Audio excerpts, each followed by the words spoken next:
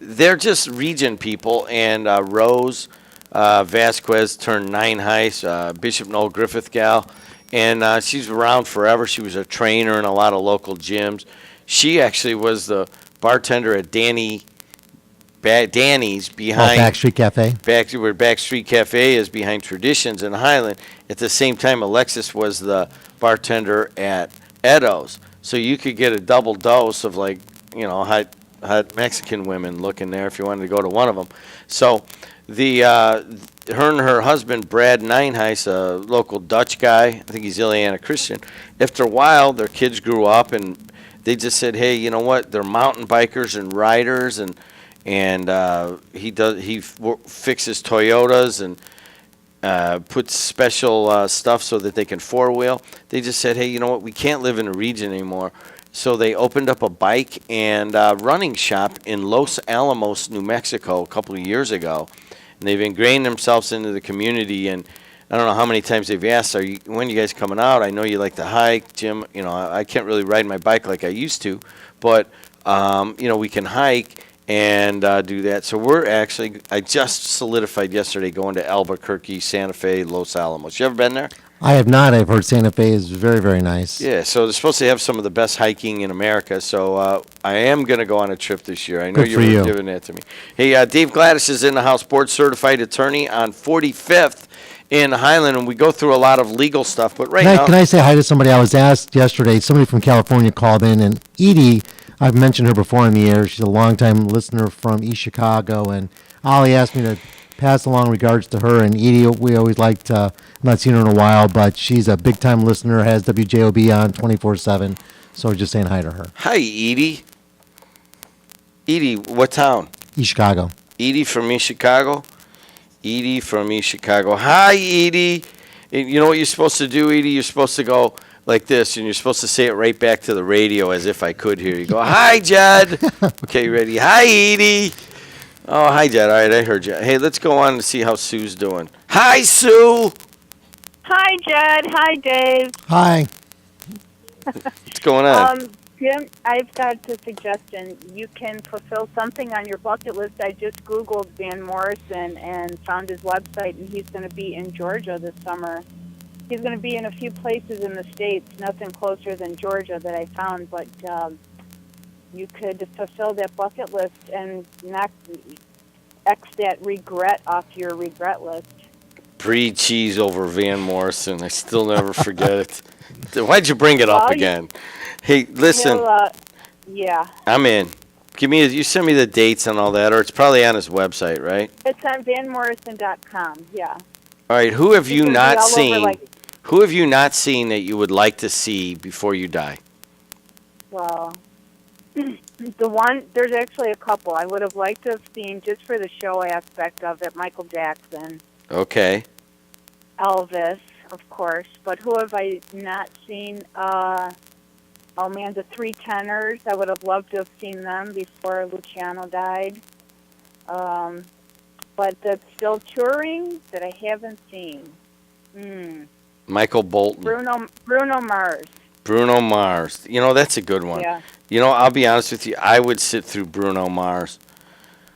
He's a great showman. He really is. He just kind of moves, and some of it's like old 50s, got an old 50s feel Absolutely. to it. And you can dig that, and then he goes into the little more poppy sound. But I like his Motown look with the guys in the in the suit jackets and the zoot suit look and all that. That looks great. Anybody else? Kenny Chesney.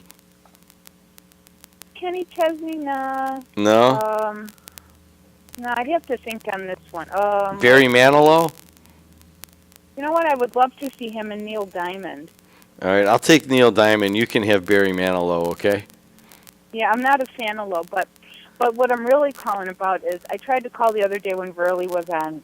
Got my blood pressure boiling, so maybe it was good that I didn't get through. But when you were goofing around and you said Corn Point, and she said she takes offense, actually that's the attitude of so many people that are, and I hope she doesn't get mad, but they're like weakening the strength of our country and taking away our freedom of free speech.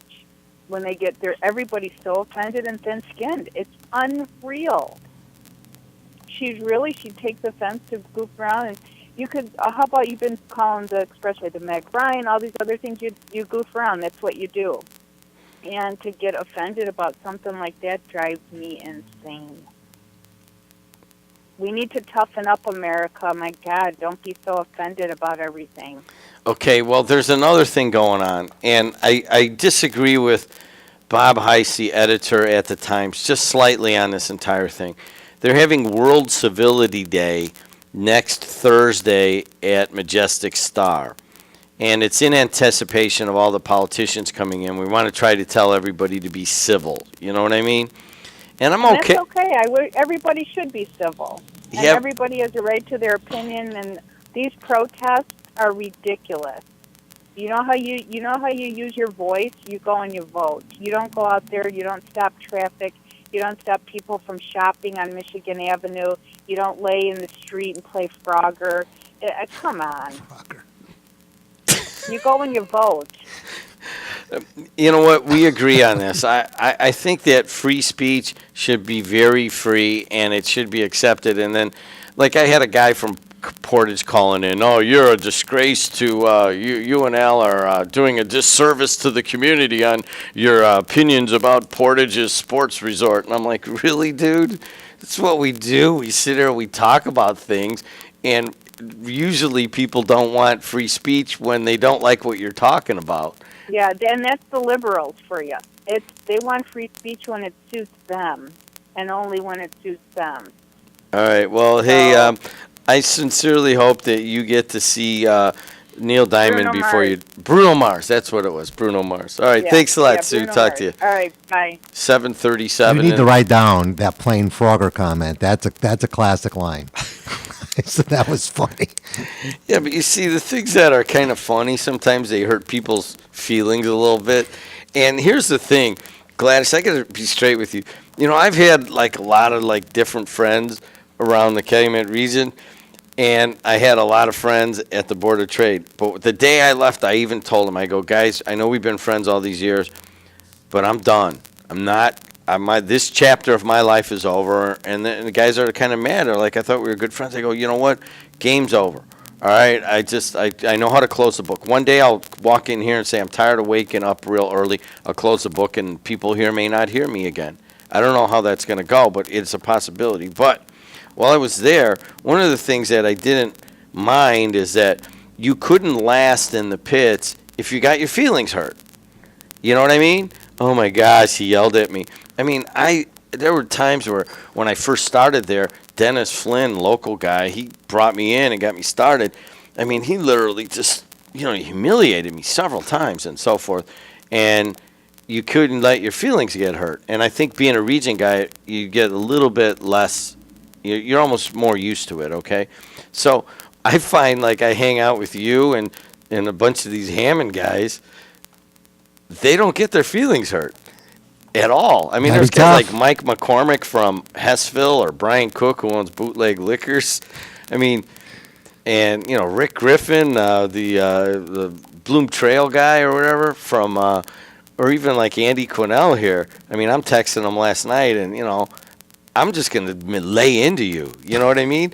And you wind up not having people around you who are going to get their feelings hurt. Sure, absolutely.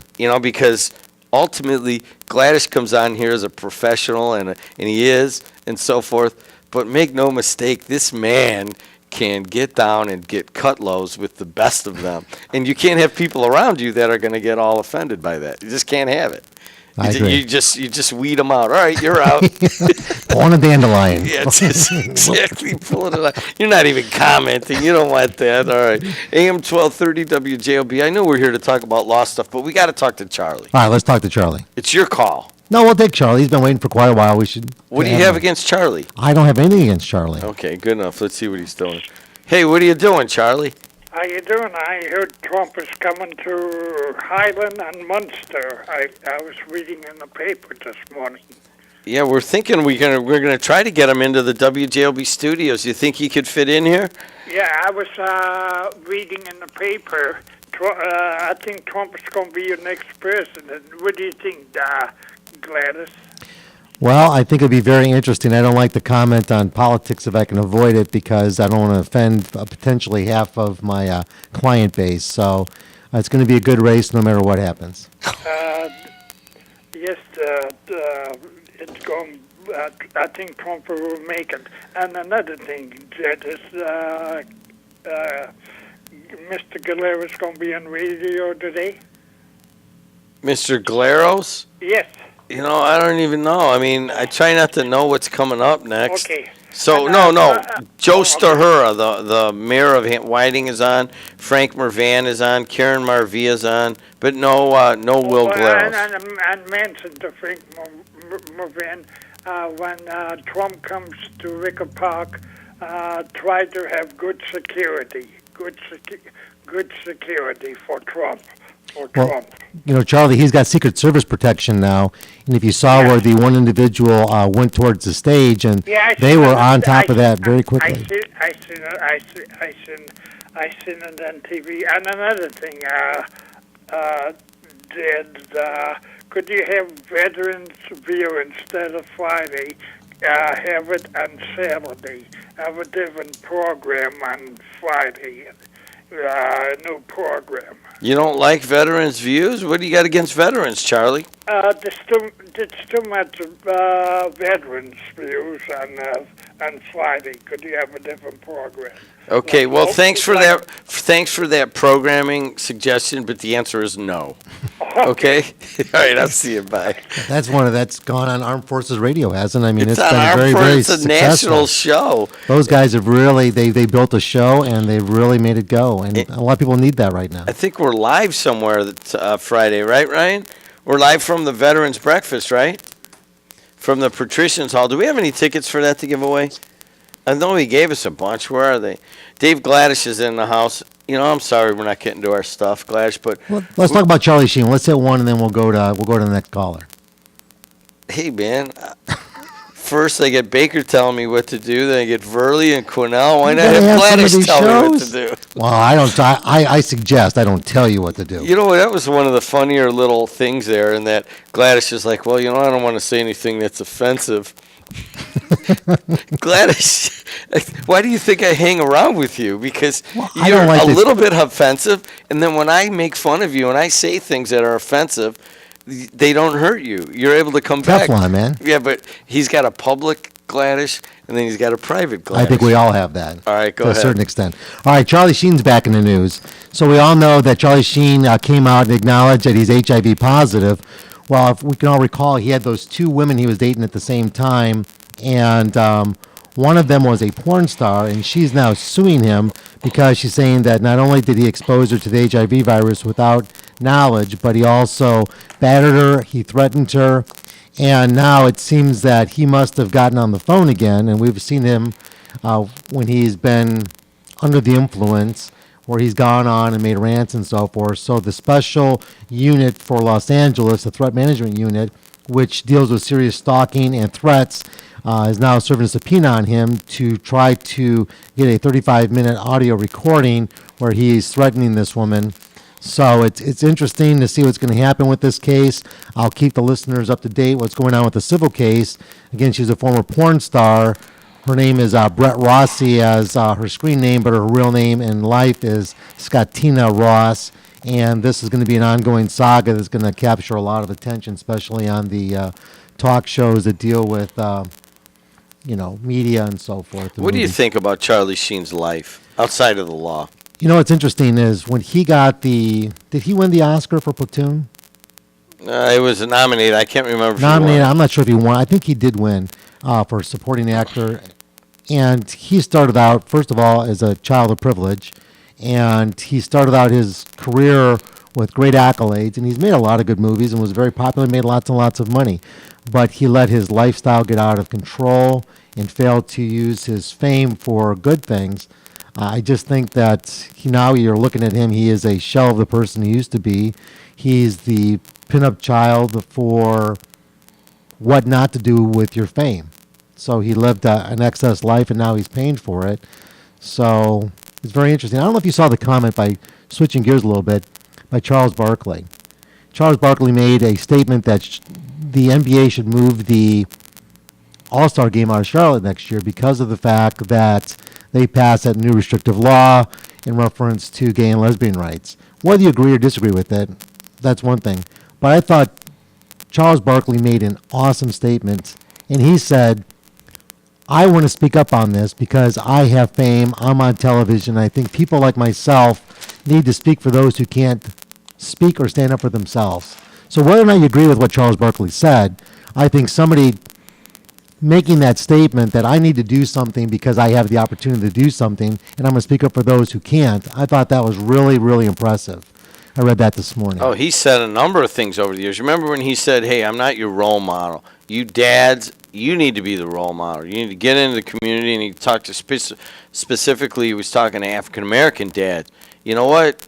Quit making me your role model. You be your role model. You live your life like your kid should be. You be his hero. And, a lot of people took back, well, you need to live your life, Charles, like, because a lot of kids look up to you. He's like, all right, fine, but you take some responsibility also. And he said a number of controversial things. But in terms of moving that out, you saw that PayPal isn't going to bring tens of, like $60 million investment and several hundred jobs. They're going to pull them out of Charlotte because of what is perceived as anti-gay legislation. And I had Andy Quinnell in here. He said, well, that's never happened here in Indiana yet. It's not true. The expansion by the lady that has their listing is not Craigslist. What's the other competitor to that where she lists services and so forth? It's a female. She's made a lot of money. Angie's List. Angie's List. She decided not to expand her corporate headquarters, which is in Indianapolis, because of that legislation.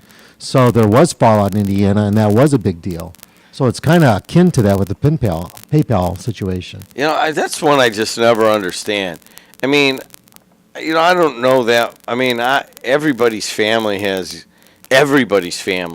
whether they want to admit it or how deep you want to go, has like gay or lesbian people in it. And it just is. And I don't understand if like somebody gay or lesbian in your family and you love that person, that how you could still be like, really anti-gay and lesbian. I just don't understand that part of it. Some people believe it's part of their religious views, and they will never support it, so that's their position. Anyways, Dave Gladish is here. Let's talk to Mad Mac on line 2. Mad Mac, how are you? And what else do you think about that? So, the Trump thing is moving along pretty well then? Well, let's ask Gladish. What do you think about that? No comment. All right, no comment? All right, thanks go. a lot. I don't know. 748 in the Calumet region. I'm Jim Deedlow. He's Dave Gladish. What do you have? I got another. This is a very interesting case, and this has popped up a few times now. I don't know if it's something that's out there in the youth of America or what's going on with this. I find this disturbing, but there's a young lady who is on trial in Massachusetts. There's hearings set before the Supreme Court to see if they can continue on with a manslaughter charge. Now, what's interesting in this case is and I'm going to show you the picture real quick if you want to look at this. She's an attractive young lady. She's got a long forehead. Well, she's an attractive young lady. Yeah. And she's charged with involuntary manslaughter for allegedly sending her boyfriend dozens of text messages encouraging him to kill himself. And he did kill himself. So it's a situation where actually on the date that it happened, I don't know if he texted her or he called her. No, he had to be a text. And she told him, just do it, get back in your car, and make it happen.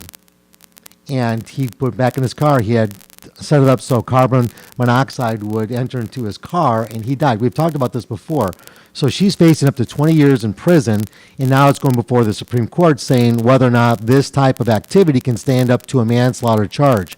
This also happened in India, where a very famous actress in India killed herself, and the boyfriend is being charged as an accomplice to the suicide based upon his encouragement. So we're seeing this in two kind of big profile cases now, and I don't know where this is coming from, but it's very interesting, and we're going to see what happens with that.